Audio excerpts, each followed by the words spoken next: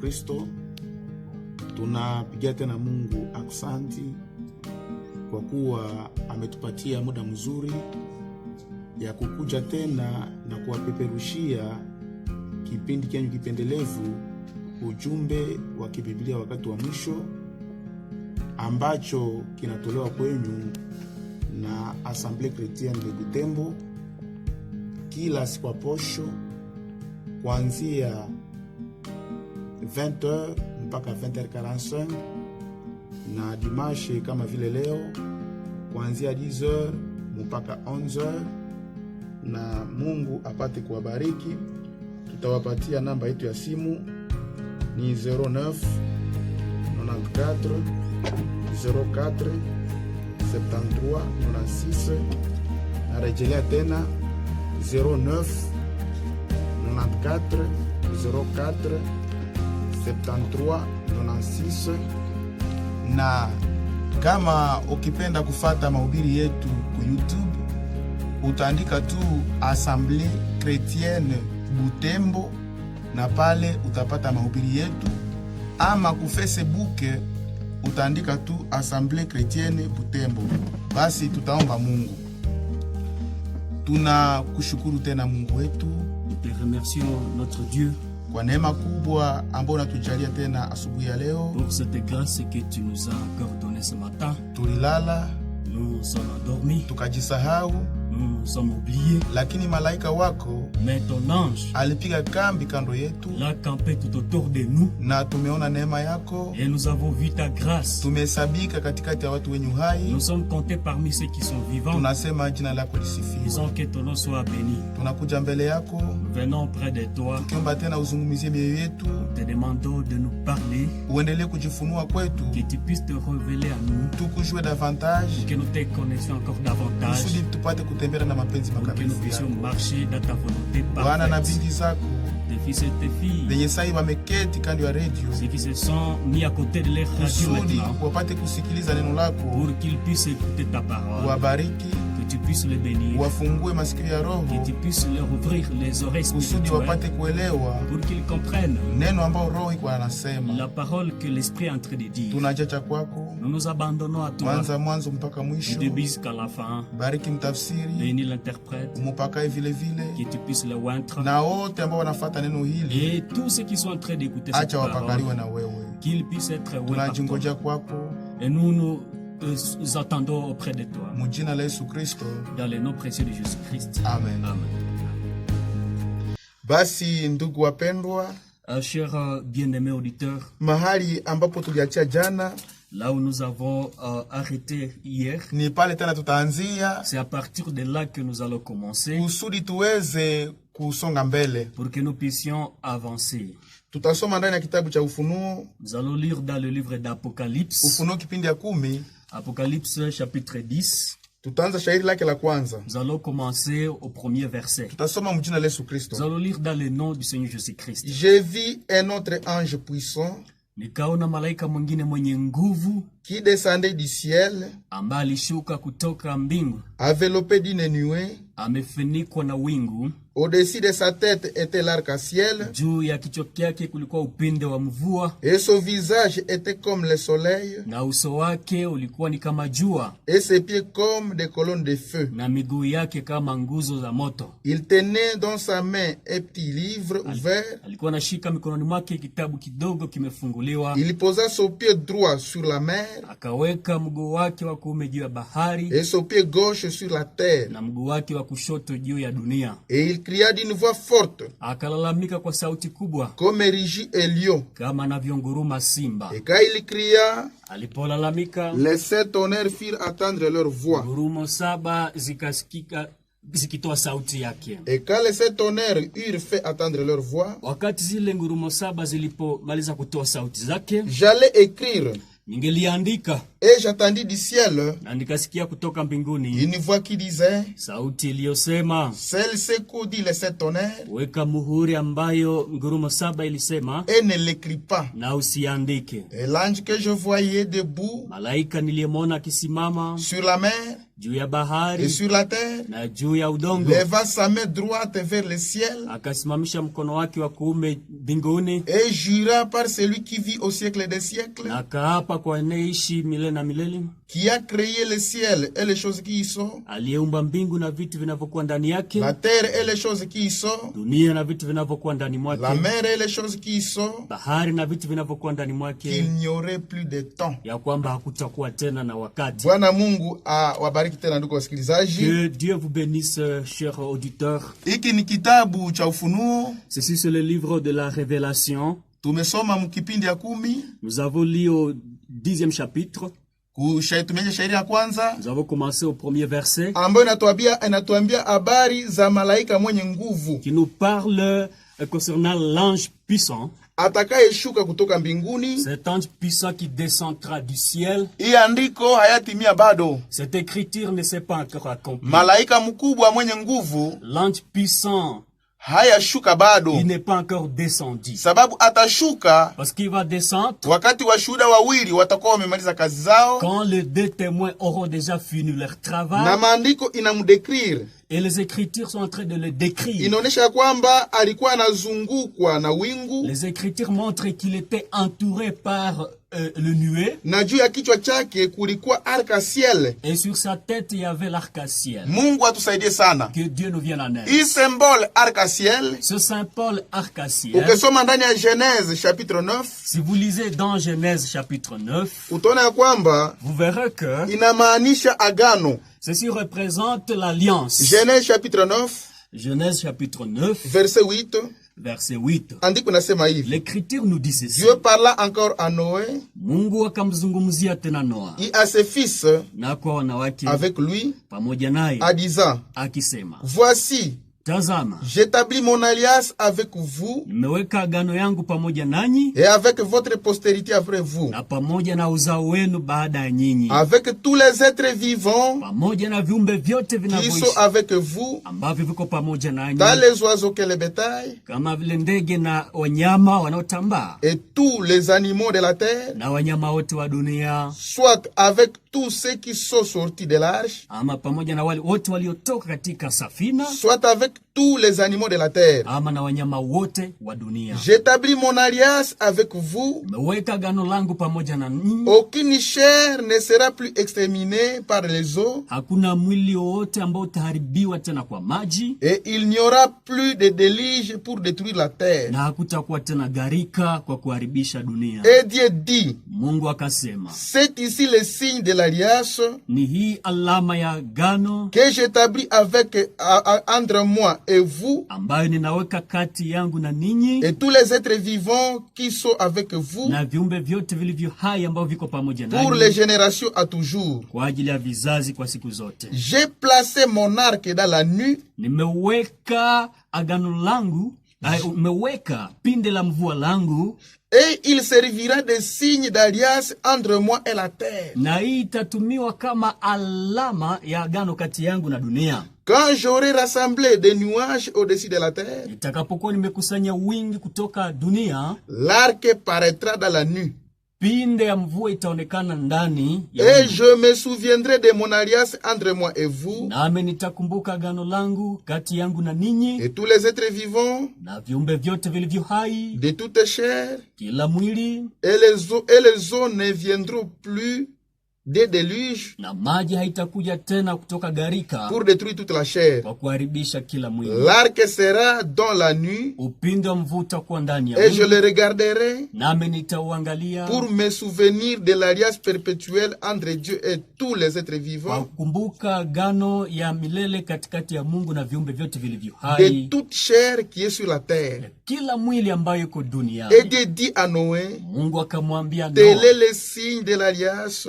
Alama ya agano que j'établis entre moi et toute chair ambayo nimeweka katikati yangu na kila mwili qui est sur la terre ambayo iko juu ya dunia. Munenda ona ya kwamba là vous verrez que upinde wa mvua l'arc-en-ciel ni alama ya agano, c'est un signe de l'alliance yenye Mungu anafanya kati yake na watu, que Dieu a établi entre lui et le peuple. Sasa huyu huyu malaika mwenye nguvu, Alors cet ange puissant, naye vile vile juu ya kichwa chake lui aussi au-dessus de sa tête, kunazungukwa na upinde wa mvua, est entouré d'un arc-en-ciel, ya kuonesha kwamba huyu malaika qui montre que cet ange, ni malaika wa agano c'est un ange de l'Alliance, mwenye ataonekana ile siku Israel. qui va se présenter ce jour-là en Israël. Mungu abarikiwe sana. Dieu soit richement béni. na maandiko natuambia Et les Écritures nous disent, uso wake ulingaa kama jua son visage avait brillé comme le soleil, na miguu yake kama vile nguzo za moto. et ses pieds comme des colonnes de feu. Mnajua ndugu wapendwa, Vous savez, chers bien-aimés, wakati yenye Mungu anajifunua kukanisa, bibi harusi ya agano jipya, quand Dieu se révèle à l'église épouse, du Nouveau Testament, utaendaona kwamba vous allez voir que hajifunue kwetu il ne se révèle pas à nous kama vile malaika wa agano. comme l'ange de l'Alliance. Ukisoma ndani ya agano la kale kuhusu Israeli, Si tu lis dans l'Ancien Testament concernant Israël, wakati yenye Mungu alionekana kumulima wa Sinai, quand Dieu s'est présenté au mont Sinaï, alionekana kulima Sinai ndani ya umbo yake ya malaika. il s'est présenté au mont Sinaï dans sa forme angélique. Lakini wakati yenye anajifunua kukanisa bibi harusi, Mais quand il se révèle à l'église épouse, wakati alikafanya upatanisho kati ya Mungu na watu, quand il est venu accomplir cette réconciliation entre les hommes et Dieu, Mungu alionekana ndani ya Bwana wetu Yesu Kristo. Dieu s'est manifesté dans la chair de notre Seigneur Jésus-Christ. Na ile njo siri ya utawa Et c'est ça le mystère de la yenye piété Paulo kunazungumzia ndani ya Timotheo kipindi ya 3 auquel Paul fait allusion dans Timothée chapitre 3, verset 16. verset 16. Anasema siri ya utawa ni Il kubwa. dit le mystère de la piété est grand. Mungu alionekana katika mwili, Dieu s'est manifesté dans la chair. na Mungu alionekana katika mwili Et Dieu s'est manifesté dans la chair kusudi kupitia hii mwili ya nyama pour qu'à travers cette chair, apate kuhukumu zambi. il puisse condamner le péché. Inaandikwa vile ndani ya Rome chapitre 8 verset 3. Et c'est ce qui est écrit dans Romains chapitre 8, verset 3. Rome 8:3 inaandikwa hivi: Romains 8, verset 3. car chose impossible à la loi, Sababu kitu kisichowezekana kwa sheria, parce que Dieu parce que la chair la rendait sa force, sababu mwili lifanye siwe na nguvu, Dieu a condamné les péchés dans la chair, Mungu alihukumu dhambi katika mwili, en envoyant à cause du péché akituma kwa ajili ya dhambi, son propre fils, Kwa ulimwengu quand il vient sauver le monde, alionekana ndani ya umbo wa mtu. il s'est manifesté dans la forme humaine. Ndani ya Wakolosai kipindi ya pili Dans Colossiens chapitre 2, shairi ya 9 le verset 9, inasema kwamba utimilifu wote wa Mungu dit que la plénitude de Dieu ulikaa ndani ya mwili wa Yesu Kristo. s'est assise dans le corps de Jésus-Christ. Kuhistoria yote ya wanadamu Dans toute l'histoire humaine, hakuna mtu il n'y a jamais eu une personne, aizuru Mungu alimutumikisha mara ngapi, n'importe laquelle Dieu l'a utilisé combien de aizuru Mungu fois, alimutumikisha na nguvu mara ngapi. n'importe quel moment Dieu l'a utilisé avec beaucoup de Hakuna mtu mwenye puissance. utimilifu wote wa Mungu ulikaa ndani Il n'y a yake. aucune personne dans laquelle la plénitude de Dieu s'est manifestée à Ni elle. Yesu Kristo peke yake C'est Jésus-Christ lui njo seul. utimilifu wote wa Mungu Dans lui, toute la plénitude de Dieu ulikaa ndani yake. était dans lui. Mungu abarikiwe Que sana. Dieu soit richement béni. wakati yenye malaika mkubwa ataonekana mwenye nguvu, Quand cet ange brillant, cet ange puissant va se manifester, malaika wa agano cet ange de l'Alliance, atashuka tout droit aux Juifs. il va descendre tout droit vers les Juifs. Hatuna affaire na ange de l'alliance kanisa ya agano Nous jipya, n'avons pas affaire avec l'ange de l'Alliance pour... lakini malaika wa agano Mais cet ange de l'Alliance, atashuka kule kwa Bajuife il va descendre là où se trouvent les Juifs baada ya mahubiri ya washuhuda wawili. après la prédication de 2 témoins. Mungu abarikiwe sana. Dieu soit richement Na béni. uso wake ulingaa kama jua. Et son visage avait brillé comme le soleil. Munajua Et vous savez, wakati ene mwana wa watu Yesu Kristo quand le Fils de l'homme, Jésus-Christ, alikiachukua zambi za ulimwengu, est venu prendre le péché de ce monde, Sura yake haikungaa kama jua. son visage n'avait pas brillé comme le soleil. Utasoma ndani ya Esaïe chapitre 53 Vous allez lire dans Isaïe chapitre 53. verset 2 inaandikwa hivi. Le deuxième verset, il est écrit ceci. Esaïe 53 Isaïe 53, verset 2 inaandikwa hivi. deuxième verset, il est écrit. Il s'est élevé devant lui comme une faible plante, Ilisimama mbele yake kama mmea mzaifu, comme un rejeton, kama chipuko qui sort d'une terre desséchée. ambayo inatoka katika udongo Il mkavu. n'avait ni beauté, Hakuwa hata na ni uzuri éclat ama ya kuvutia pour attirer nos regards. kwa kuvutia macho Et yetu, son aspect n'avait rien pour nous plaire. na umbo yake hakukuwa na kitu chochote kwa kutupendeza, Méprisé mwenye et kudharauliwa abandonné des hommes, na kuachiwa na binadamu, homme de douleur, mtu wa qui machungu habitait à la souffrance, ambaye anazoea mateso, semblable à celui dont on détourne le visage. anayefanana yule ambaye wanamgeuzia sura. Nous l'avons dédaigné. Tulimupuuza, Nous n'avons fait de lui aucun cas. hatukumfanyia kitu chochote. Wakati yenye Yesu Kristo Quand Jésus-Christ anakiachukua zambi za est ulimwengu, venu prendre le péché du monde, maandiko nasema kwamba alipochukua zambi za les ulimwengu, Écritures disent quand il a pris le péché de ce monde, il n'avait ni beauté hakukuwa na urembo, uzuri wote, ni éclat pour attirer nos regards. ama jambo lolote nzuri la kuvutia macho yetu. Hakukuwa na ng'aa. Il ne brillait pas. Lakini hapa ndani ya Ufunuo kipindi ya 10, Mais ici, dans Apocalypse chapitre 10, wakati anashuka kama malaika wa agano, quand il descend comme l'ange de l'Alliance, maandiko nasema kwamba uso wake uling'aa kama jua. les Écritures nous disent que son visage avait brillé Ni comme le kutaka soleil. baoneshe ya kwamba C'est pour vous montrer hii que andiko cette écriture haihusu kanisa la agano jipya. ne concerne pas l'église du Nouveau Testament. Hii andiko Cette écriture, wakati anaonekana kama malaika wa agano, quand il se présente comme un ange de sura yake l'Alliance, iking'aa kama jua, son visage brillait comme le soleil, akiwa na upinde wa mvua juu ya kichwa chake, ayant l'arc-en-ciel au-dessus de sa ile tête. inaonyesha ya kwamba Et cela montre que anashuka tout droit aux Juifs. il descend tout droit vers le juif. Ndugu na dada, Frères et sœurs, kama unaamini ya kwamba hii andiko shatimia, si tu crois que cette écriture s'est déjà mu wakati accomplie, wetu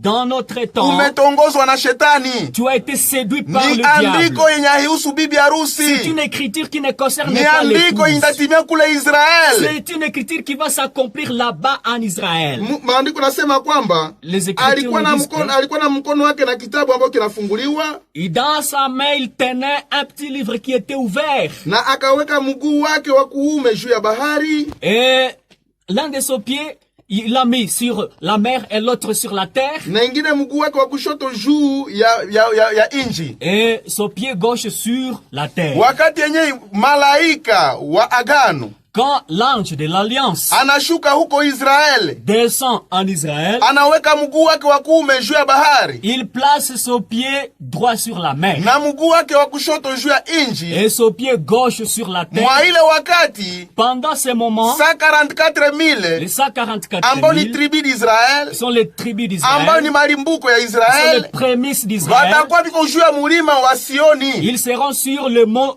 Sion. Mungu abarikwe Que sana. Dieu soit richement béni. Conformément na Apocalypse 14 verset 1. Conformément à Apocalypse 14 verset 1. Mungu abarikwe Que sana. Dieu soit richement béni. Et il cria d'une voix forte, Akalalamika kwa sauti kubwa comme rugit un lion. kama anavyonguruma Quand simba. il cria, les Alipolalamika, 7 tonnerres firent attendre leur voix. ngurumo saba zikatosha sauti zake zikasikika. Ngurumo saba zilisikilizisha sauti Les 7 tonnerres ont fait attendre le roi. baada ya malaika mwenye nguvu, Après que l'ange puissant, malaika wa agano, l'ange de l'Alliance, kulalamika kwa sauti kubwa kama simba. après avoir crié à une forte voix comme rugit un lion. Leo Aujourd'hui, Bwana wetu Yesu Kristo notre Seigneur Jésus-Christ, halalamiki kama simba. il n'est pas en train de rugir Leo comme un lion. kukanisa bibi harusi, Aujourd'hui, l'église Yesu épouse Kristo Jésus-Christ. mwi wakati wa neema Dans ce temps de la ni mwana grâce, kondoo wa Mungu, c'est l'agneau de Dieu. mwana kondoo wa Mungu anayeondoa zambi za ulimwengu. L'agneau de Dieu qui ôte les péchés de ce Leo monde. hatumjue kama simba, Aujourd'hui, nous ne les connaissons pas comme leo le lion. tunamjua kama mwana kondoo wa Mungu. Aujourd'hui, nous les connaissons comme l'agneau de Dieu. Watu wengi wanaimba Beaucoup de gens simba wa chantent Yuda ananguruma, le lion de Juda rugit.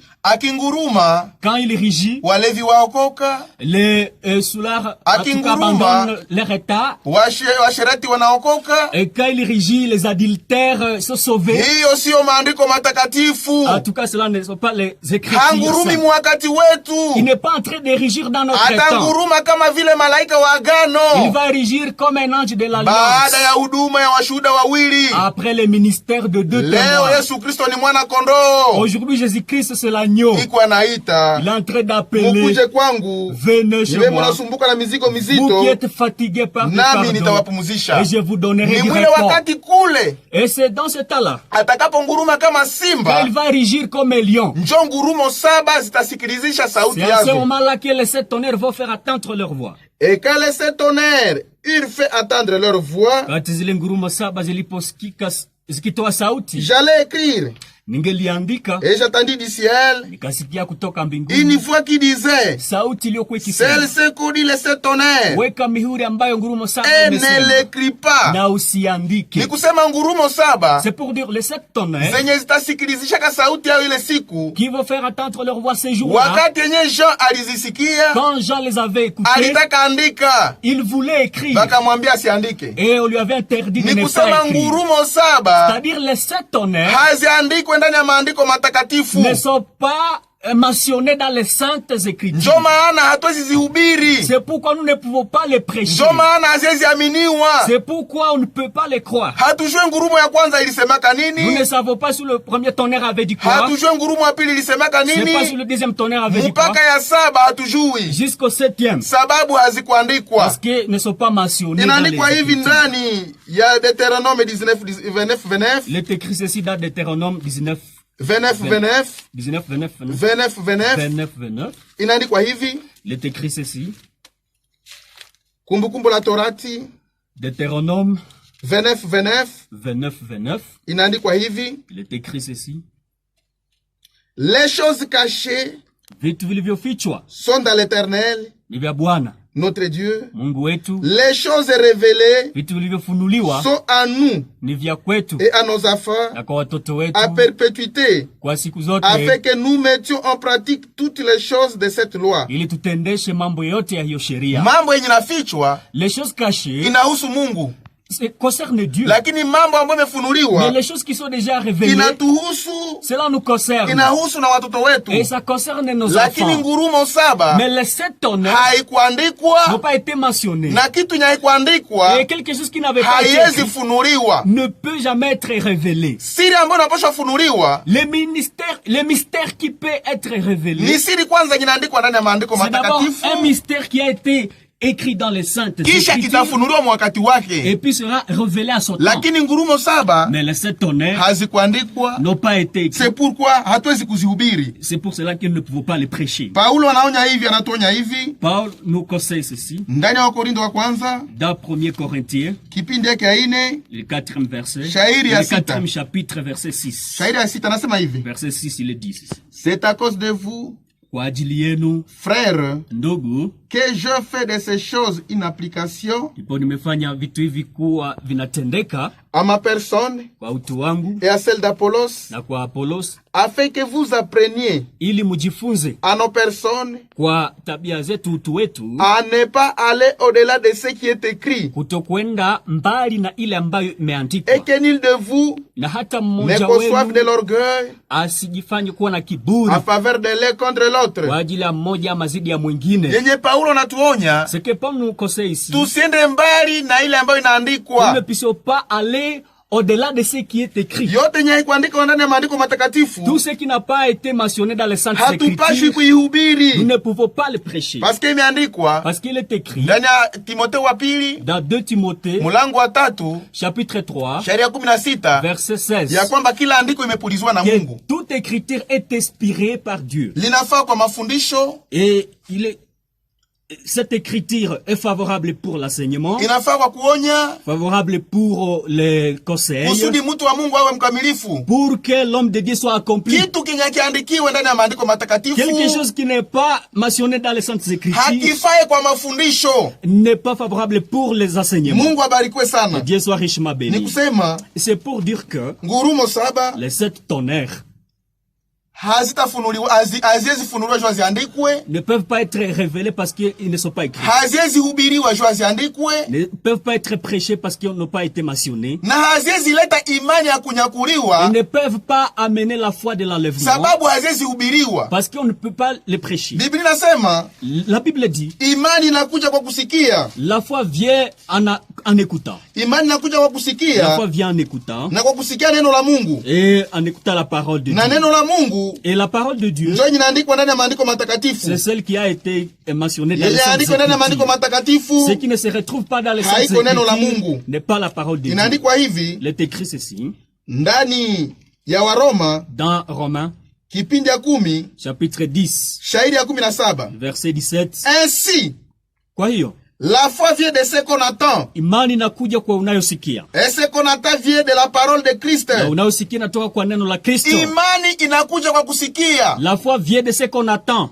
na kusikia maneno ya Kristo. Et ce qu'on attend de la parole de Christ. Maneno ya Kristo ndio imeandikwa ndani ya Biblia takatifu. Ce sont les paroles du Christ qui sont mentionnées dans les Saintes Wenye Écritures. hakuhubiriwe neno la Mungu Là où on ne prêche pas la parole de Dieu, hakuna il imani, n'y a pas la foi. sababu véritable foi Parce que la véritable foi inakuja kwa kusikia neno la Kristo. vient en écoutant la parole du Christ. Ngurumo 7 zenye haziandikiwe ndani ya neno ya Kristo Les 7 tonnerres qui ne sont pas mentionnés dans la parole du Christ haziwezi leta imani ya ne kunyakuliwa. peuvent pas donner la foi de Imani ya l'enlèvement. kunyakuliwa La foi de l'enlèvement, tunaipata nous la trouvons wakati nye tunaamini kulingana na gisi maandiko quand inavyosema. nous croyons conformément à ce que les Écritures nous disent. Amen. Amen. Ni ile ndio ushuhuda wa maandiko. C'est ça le témoignage de l'Écriture. Hakuna vya kufundisha tofauti ya pale. On ne peut pas enseigner contrairement à ceci. Ukienda kinyume ya ile, Si tu vas contrairement à ce Uko qui chini est ya laana. écrit, si tu te trouves sous la malédiction. andiko inasema hivi L'Écriture nous dit ndani ya ceci. Ufunuo 12 Dans Apocalypse 22, shairi ya 18, verset 18. je le déclare Ninaitangaza à quiconque attend les paroles de la prophétie de ce livre. kwa yeyote anasikia unabii wa kitabu hiki. Si quelqu'un y ajoute quelque chose, Kama mtu akiongeza kitu fulani, Dieu le frappera de fléaux Mungu atampiga kwa mapigo décrit dans ce livre. ambayo inaandikwa katika Et kitabu si hiki. quelqu'un retranche quelque chose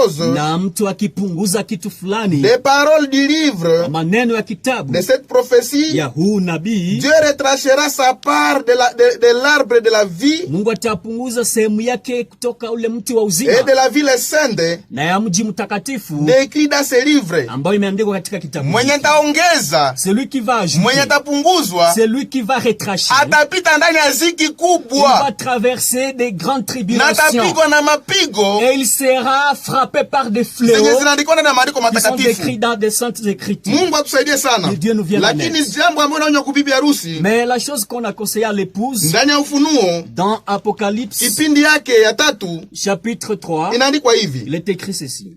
Kipindi ya kwanza shairi ya 3 Chapitre 1er, verset 3. inaandikwa hivi.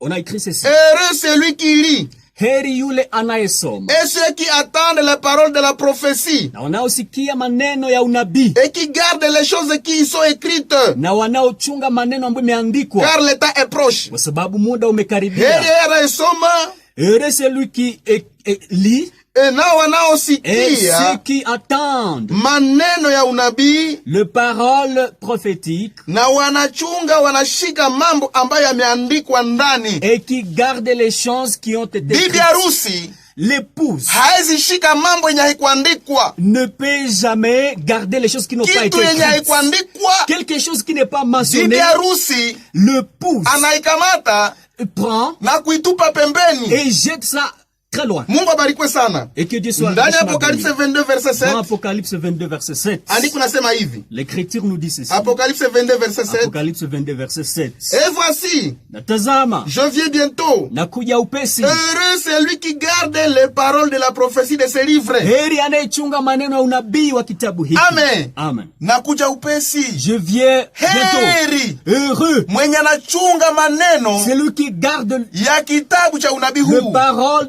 prophétique de ces livres. Amen. Amen. Ule ni bibi harusi. Là, c'est l'épouse. So mwenye anasoma, C'est celui qui lit, anasikia maneno ya unabii wa il kitabu écoute les paroles na les anashika mambo prophétiques ambayo yameandikwa ndani. et il garde les paroles qui sont écrites. Verset 17.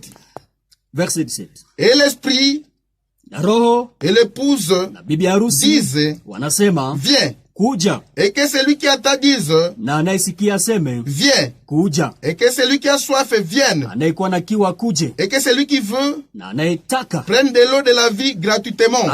achukue maji ya uzima kwa bure. Mungu abarikwe sana. Yesu arishma Tukisema beni. bibi harusi, C'est-à-dire l'épouse. ile yenye inaandikwa tu Et ce qui est écrit, njo yenye anashikaka c'est la parole na que ile l'épouse garde. inamfanya mwenye heri. Et cela va rentrer à cette épouse qu'elle soit Kuhusu heureuse. ngurumo saba, Pour ce qui concerne les 7 tonnes, hayakuandikwa ndani ya kitabu cha cela n'a unabii, pas été écrit dans les livres prophétiques na ile haihusu bibi et harusi. cela ne concerne pas l'épouse. Hii nayo itatimia kwa wakati wake. Cela s'accomplira aussi à son temps. Mungu atusaidie Que sana, Dieu nous vienne en aide na Mungu apate kutuelewesha, et que Dieu puisse nous faire comprendre tupate kuamini kulingana na gisi maandiko inavyosema. pour que nous arrivions à croire conformément à ce que les Écritures nous disent.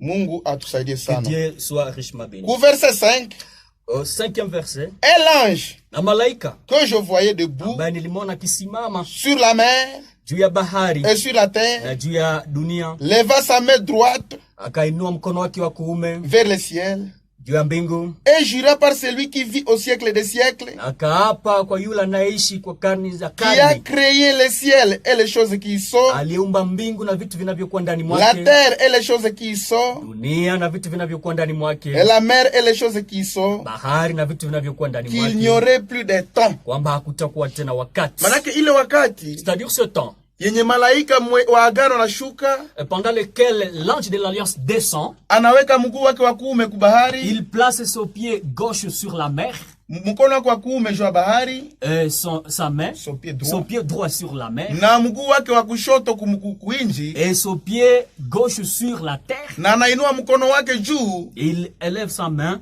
anasema hakuna tena wakati. et il déclare qu'il n'y aura plus le temps.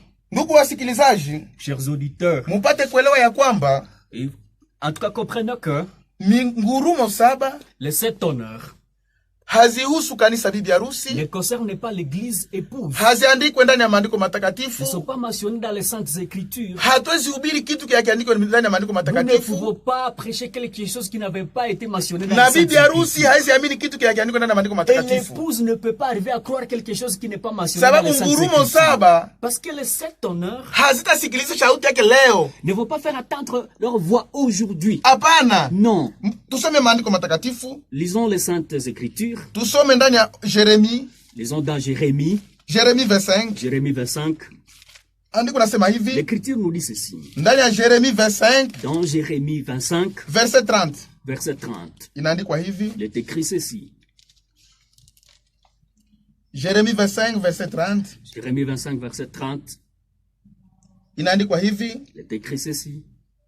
Et toi, Na wewe, tu leur prophétiseras utawatabiria toutes ces choses vitu vyote et tu leur hivi diras, na utawaambia, l'Éternel rugira d'en haut Bwana atanguruma toka mbingu de sa demeure sainte, katika makao yake il matakatifu, fera retentir sa voix, atafanya sauti yake sikike, il rugira atanguruma contre les lieux de sa résidence, zidi ya eneo ya makao yake, il poussera des cris atatoa sauti comme ceux qui foulent au pressoir kama wale wanaokanyaga kwa kisagio, contre tous les habitants de la terre. zidi ya wakaaji wote wa dunia. Inaonesha ni wapi Bwana atanguruma. Cela montre à partir de quel lieu le Seigneur va régir. Ndani ya Osée chapitre 11 Dans Osée chapitre 11, inaandikwa hivi. il est écrit ceci. Osée 11 Osée 11, inaandikwa hivi. il est écrit ceci. Osée 11 verset 10 Osée 11, verset 10, inaandikwa hivi. il est écrit ceci. Ils suivront l'Éternel Watamfuata Bwana qui rugira comme un lion, ambaye atanguruma car kama il simba, rugira kwa sababu atanguruma et les enfants accourront de la mer. na watoto watakimbia. Watamfuata Bwana atakaye nguruma kama simba, na wakati atakapo nguruma Et quand il va régir, watoto watakimbia toka bahari. les enfants vont courir partir de la mer. Ndani ya Joele Dans Joël, 3 chapitre 3, verset 15 verset 15, inaandikwa hivi. il est écrit Tuanze ceci. ku 16. Commençons au 16e verset.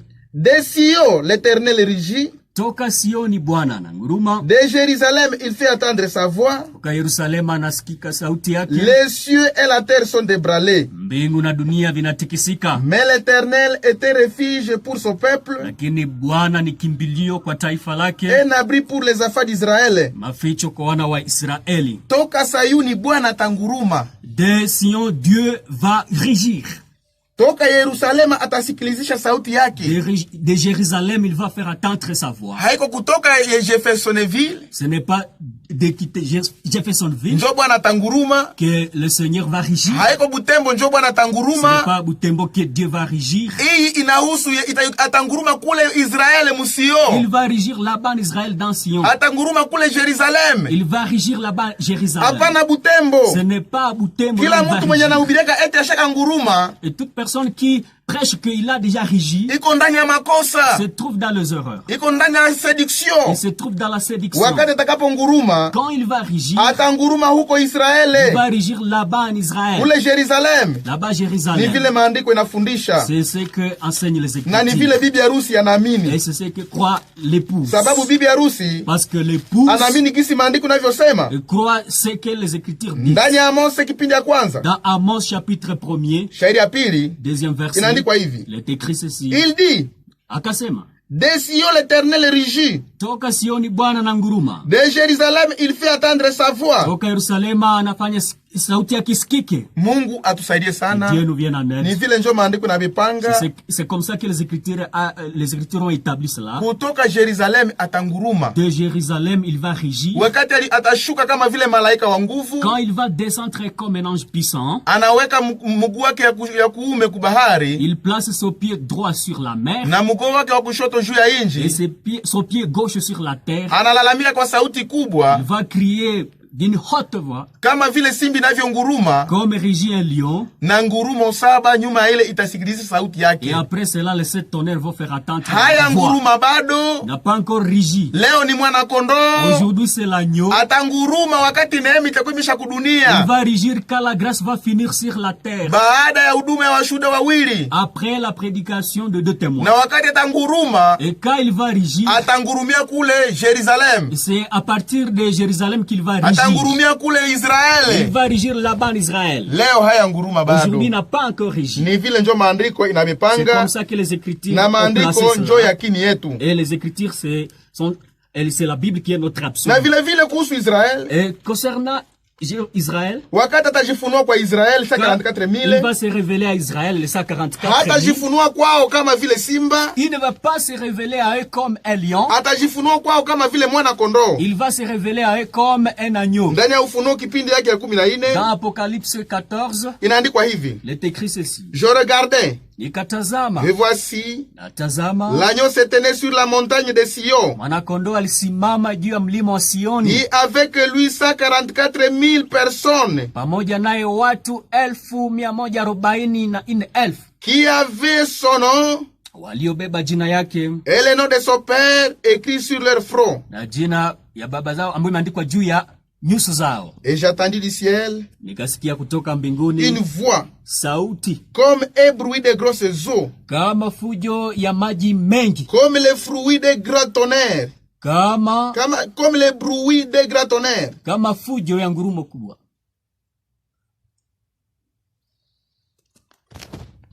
Shida ya umeme, C'est un problème de l'énergie. tuko tunasema Nous sommes en train de dire wakati yenye Bwana atajifunua ku Israel, que Dieu va se révéler à Israël. atajifunua kama vile mwana kondoo, Il va se révéler comme un agneau. kulingana na Ufunuo kipindi ya 14 Conformément à Apocalypse chapitre 14, shairi ya kwanza. le premier verset. Je regardais Nikatazama, et voici l'agneau se tenait sur la montagne de Sion, natazama mwana-kondoo alikuwa akisimama juu ya et mlima wa avec lui Sayuni, 144,000 personnes pamoja naye watu 144,000 qui avaient son nom ambao walikuwa nabeba jina et le nom de yake son père na jina ya écrit baba sur yake leur front. ambayo imeandikwa juu ya nyuso zao. Wakati ataonekana kwao Quand il va se révéler à eux kumulima Sayuni, sur les monts Sion, ataonekana kama vile mwana kondoo, et il va se présenter là-bas comme un agneau, ambayo itaonesha kwamba ile njo wokovu wao, qui va montrer clairement que c'est ça leur salut. sababu ni Bwana wetu Yesu Kristo Parce que c'est notre Seigneur kama Jésus-Christ, vile mwana kondoo comme un agneau njo anaondoa zambi za ulimwengu. qui ôte le péché Muile de ce wakati monde. À ce moment-là, ataondoa zambi za il Yakobo va ôter le péché de Jacob na uovu wao itasamehewa. et leur iniquité sera pardonnée. Atajifunua kama mwana kondoo. Il va se révéler comme un agneau. Mungu atusaidie sana. Que Dieu nous vienne en aide. Na wakati atakuwa amejifunua kwao, Et quand il aura des gens, quand il aura quand il sera déjà révélé auprès d'eux. Njo 2 Corinthiens chapitre 3 C'est à partir de ce moment-là que 2 Corinthiens chapitre 3 itatimia. va s'accomplir. 2 Corinthiens chapitre 3 2 Corinthiens chapitre 3, inasema hivi, il dit ceci. verset 14. Le 14e verset. Mais ils sont devenus durs d'attendement, Lakini wamekuwa gumu kwa kusikia, car jusqu'à ce jour, kwa sababu mpaka siku hizi le même voile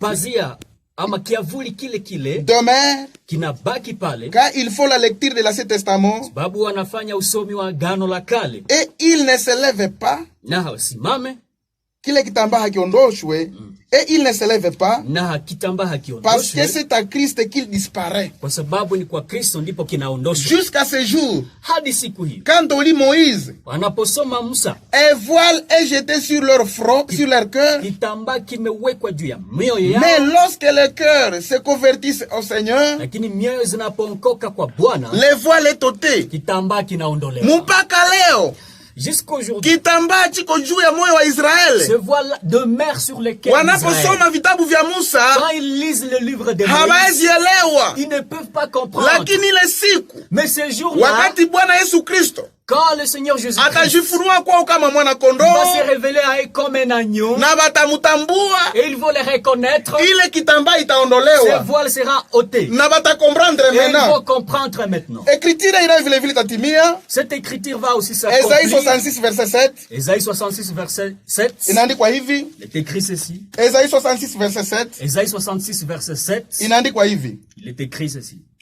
Avant d'éprouver les douleurs Kabla ya kupata yale machungu, et la fante, alizaa. avant que les souffrances lui versent, Kabla mateso hayajakuja kwake, il a donné le jour à un fils. alipata kutoa mtoto azaliwe. Hii écriture Cette écriture ya Esaïe 66 d'Ésaïe 66 verset 7 kwanza verset 7 inahusu le fils mâle concerne ses fils mâles. wa Apocalypse chapitre 12, Il se trouve dans Apocalypse lakini chapitre verset 12. 8 Mais le 8e inahusu verset Israël concerne Israël, qui a jamais attendu pareille chose. ambaye hajawahi kusikia kamwe kitu kama na Ni hiki. nani? Qui a jamais attendu pareille chose? Nani hajawahi kusikia kitu sawa na hiki? Qui a jamais vu rien de semblable? Nani hajawahi kuona kitu kinachofanana na Un hiki? pays peut-il naître en un jour? Mji unaweza kuzaliwa kwa siku moja. Une Nchi, nation taifa, est-elle affantée d'un seul coup? je, inazaliwa papo hapo? À peine à travail, Sio a enfanté ses fils. Kwa machungu Sioni ilizaa wanawake. Mungu atusaidie Dieu sana. nous vienne en aide. Munajua ndugu Vous wapendwa, savez, chers bien-aimés, kuhusu rassemblement ya pour bajuif ce qui concerne les rassemblements des Juifs, ilipitikana mu miaka mingi, cela s'était passé pendant plusieurs années.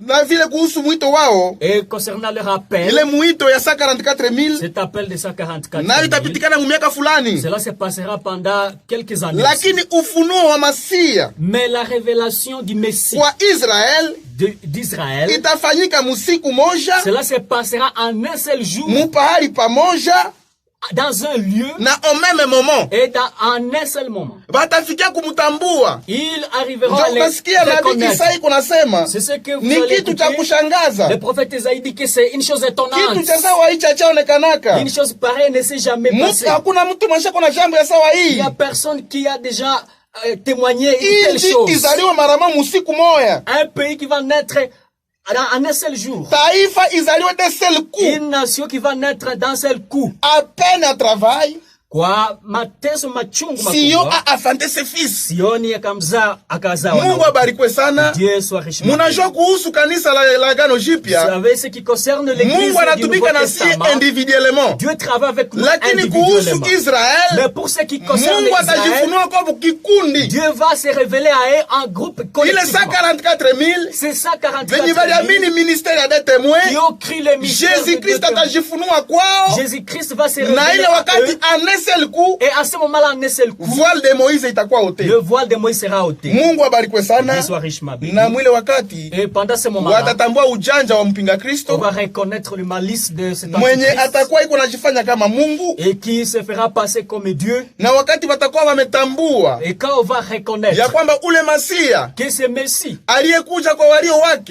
était venu à ce qui na l'appartient. walio wake walimkataa. Et ce qui lui appartient, Wakati l'avait refusé. watahubiriwa ile jambo, Et quand on va leur prêcher cette chose, sababu ni ile njoo libavuka, parce que c'est ce qui leur avait ni échappé, ile njoo tabahubiriwa, et c'est ce qui sera prêché pour atakuwa eux. akishajifunua Quand kwao. il va se révéler à eux, Njoo Zakari chapitre 12 verset 10 c'est à itatimia. ce moment-là que Zacharie Maandiko nasema va wataomboleza s'accomplir. L'Écriture va dire, ils seront dans les lamentations. ndani ya Zakari Dans Zacharie, chapitre 12 chapitre 12, verset 10. verset 10, Inaandikwa hivi. est écrit ceci. Zakari Zacharie, chapitre 12 chapitre 12, verset 10. verset 10. Inaandikwa Il hivi. est écrit ceci. Nasema Zakari J'ai dit Zacharie, chapitre 12 chapitre 12, verset 10. verset 10. Alors, Sasa, je répandrai sur la maison de David nitaweka juu ya nyumba ya Daudi et sur les habitants de Jérusalem na juu ya wakaji wa Yerusalema un esprit de grâce roho ya neema et de supplication. na ya kusihi, Et ils tourneront les regards vers moi, na watageuza macho kwa celui qu'ils ont percé. yule waliyemchoma. Amen. Amen. Na nitamwanga juu ya nyumba ya Daudi Je répandrai sur la maison de David na juu ya wakaaji wa Yerusalema et sur les habitants de Jérusalem roho ya neema na ya maombolezo. un esprit de grâce et de supplication. Nao watanitazama mimi waliyemchoma, Et ils vont tourner le regard vers moi.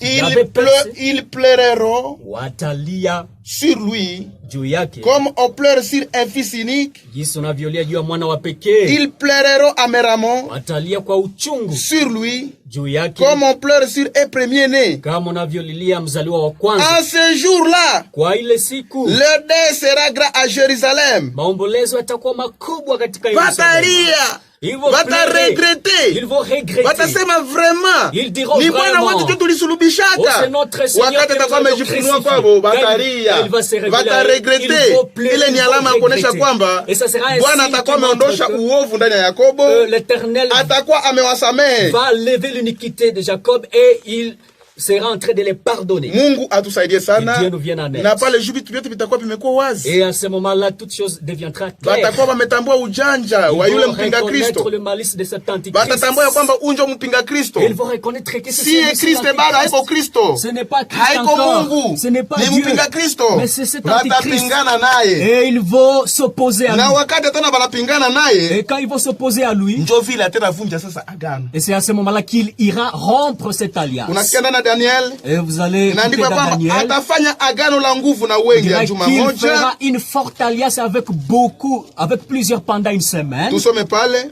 Nous allons lire là-bas, Daniel chapitre 9 Daniel chapitre 9, verset 27. verset 27. Il fera une solide alliance avec plusieurs pendant une semaine Atafanya agano kubwa na wengi katika juma moja, et durant la moitié de la semaine, na katikati ya ile juma il fera cesser le sacrifice atafanya zabihu zikwishe et l'offrande. na sadaka. Les dévastateurs commettra les choses les plus abominables Mharibifu atatenda mambo mabaya sana yenye kuchukiza jusqu'à ce que la ruine hadi mpaka uharibifu et ce qui a été résolu fonde sur les dévastateurs. na yote iliyoamliwa ipate msingi juu ya yule mharibifu. Munusu ya juma, Au milieu de cette semaine, maandiko nasema kwamba les Écritures nous disent huyu que mpinga Kristo cet antichrist, ile agano ya juma moja cette alliance d'une yenye semaine, alifanya na inji nyingi, qu'il avait accompli avec plusieurs yenye pays, alifanya na dini nyingi, qu'il avait signé avec plusieurs wakati yenye religions. Israeli watakuwa wamefunuliwa Masia, Quand Israël reconnaîtra le Messie, watakuwa wametambua ujanja wake, ils vont reconnaître son malice, ujanja wa mpinga le Kristo. malice de cet antichrist. Njo sasa pale mpinga Kristo À partir de ce ataona tena moment, hana cha kusema, l'antichrist verra qu'il n'avait atavunja pas ile dit, agano, il va rompre directement na wakati cette alliance. atavunja agano Et quand il va rompre cette alliance, atakomesha makilte. il va faire cesser le culte. Hakutakuwa tena sacrifice ndani ya Il n'y Israeli. aura plus de sacrifices Hakutakuwa tena d'Israël. offrande. Il n'y aura plus Israeli d'offrande. batavitaishia pale, Et ça va se terminer là-bas pour Israël. na pale sasa magumu yake inaanza. Et là, ce fléau va directement Juu commencer. imeandikwa Parce qu'il les est écrit, dévastateurs yule mharibifu commettra les choses les plus abominables. atafanya vitu vya machukizo sana. Baada ya kuvunja agano, Ça sera après avoir rompu cette alliance. atajatake sasa ku Israeli, directement s'attaquer à Israël. Na mwile wakati Et pendant ces bibi moments-là, harusi atakuwa haiko kudunia, l'épouse ne sera plus sur la terre. bibi harusi atakuwa iko mbinguni.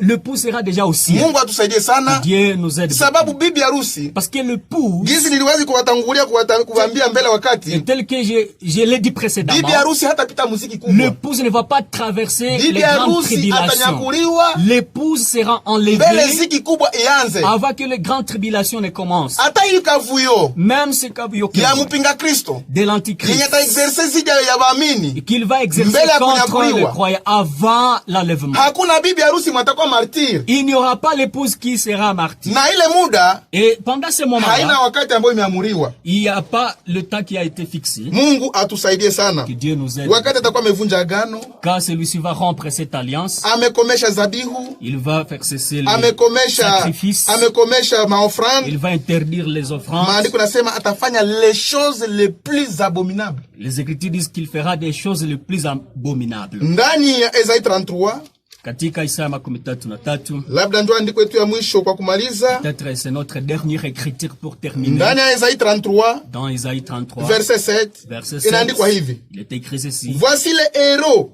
poussent des cris au dehors, Tazama shujaa wanapaza sauti toka nje, le messager de paix pleure amèrement. mjumbe wa amani analia kwa uchungu. Hii écriture Cette écriture ya Esaïe 33 verset 7 d'Isaïe 33 verset 7 itatimilika mu ministère ya des témoins. va s'accomplir dans les ministères de deux Bao témoins. njo bajumbe Ce sont eux les messagers venye viko batatetea salama qui vont défendre la paix. baada ya huduma wao. Après leur Ku ministère, verset 8 au 8e verset, andiko nasema hivi: l'Écriture nous dit ceci. les routes sont désertes, Barabara zimebaki kavu tupu. on ne passe plus Hakuna mtu anayepita dans les chemins. ndani ya njia. Il a rombi l'alliance, Amevunja agano. il méprise les villes, Nazarau miji. il n'a de respect pour personne. Hana heshima kwa mtu Wakati yeyote. atakuwa amevunja agano, Quand il va rompre cette alliance, vitu vyote vitakuwa vinaharibika. toutes choses seront détruites. Maandiko nasema manjia zitakuwa Et jangwa, les Écritures disent que les chemins seront comme des déserts. hakuna watu watapitapita mu manjia Personne ne va passer dans ce chemin sababu amevunja agano, parce qu'il aura déjà rompu cette alliance. amezarau miji, Et il va mépriser même hana les tena villes. heshima kumutu. Et il n'a pas de respect à n'importe qui. Mungu apate Que kutubariki. Dieu nous bénisse. Labda tutaendelea na zile mazara zatafanya siku za usoni, Peut-être que nous allons continuer avec ces antivaleurs que celui-ci va accomplir le jour sababu prochain. maandiko hakika tu inapasha kutimia. Parce que certainement les Écritures doivent s'accomplir. Lakini bibi harusi ni mwenye heri Mais l'épouse est heureuse sababu ameamini kulingana na kizi maandiko inasema, parce qu'elle crie conformément à ce que les Écritures ont dit. na atanyakuliwa mbele ile maprobleme Et zianze. elles seront enlevées avant que tous ces problèmes ici ne commencent. Tuko humu na wapendwa, Nous sommes ici avec les bien-aimés. tuko na ndugu Erasto Kalumendo ndio alitafsiri, Nous sommes avec le frère Rasto Kalumendo qui a interprété. tuko na wapendwa Emedo Nous sommes avec le bien-aimé na wengine Medo. njo walitutia ndani ya anga kusudi mpate kutupata ku YouTube ama Facebook. Et les autres qui ont pris envoyé nos images pour que vous puissiez nous trouver sur Facebook et YouTube. Tuko na frere ale na wengine wapendwa. Nous sommes ici avec frère Alain, avec d'autres bien-aimés. Mungu abariki neno lake kwa wingi ndani ya mioyo Que yetu. Dieu bénisse sa parole abondamment dans nos cœurs. Tutaomba. Et nous allons prier. Upewe sifa Mungu wetu, Que tu sois loué notre Dieu. sababu leo Parce qu'aujourd'hui, hatuko tena ndani ya giza. nous ne sommes plus dans ce ténèbre. Umefunua neno lako kwetu, Tu as révélé ta parole à nous. na hii neno ambayo imefunuliwa Et cette parole qui a été révélée, ndio tuko na ubiri kudunia. c'est celle que nous sommes en train de prêcher sur Na cette maandiko terre. nasema Et l'Écriture dit, ndani ya Mathayo 24 dans Matthieu 24, shairi ya 14 verset 14, nasema, wakati habari njema ya ufalme dit que quand la bonne nouvelle du royaume itakapohubiriwa katika ulimwengu yote kwa ushuhuda, sera prêchée dans le monde entier comme alafu mwisho témoignage, utafika. alors viendra la fin. Hii habari njema ya ufalme Cette bonne nouvelle du iko royaume nahubiriwa est en train d'être prêchée. kwa bibi harusi, ni matayarisho, À l'épouse, c'est une sababu préparation. tuko na ngoja Parce que nous attendons ujio wako wa mara pili. ta seconde venue. Utubariki, Bénis-nous, bariki redio hii, bénis cette radio, bariki wapendwa ambao wametufata, bénis les bien-aimés qui nous ont suivis. na acha hii neno Et laisse que cette ipate kaa kwa parole wingi ndani ya mioyo puisse yetu. régner abondamment dans nos cœurs. Journée yote tunitia mikononi mwako, Et nous remettons tout entre ta main. utushughulikie Prends soin de nous. mujina la Yesu Dans Kristo, le nom de Jésus-Christ. amen. Amen.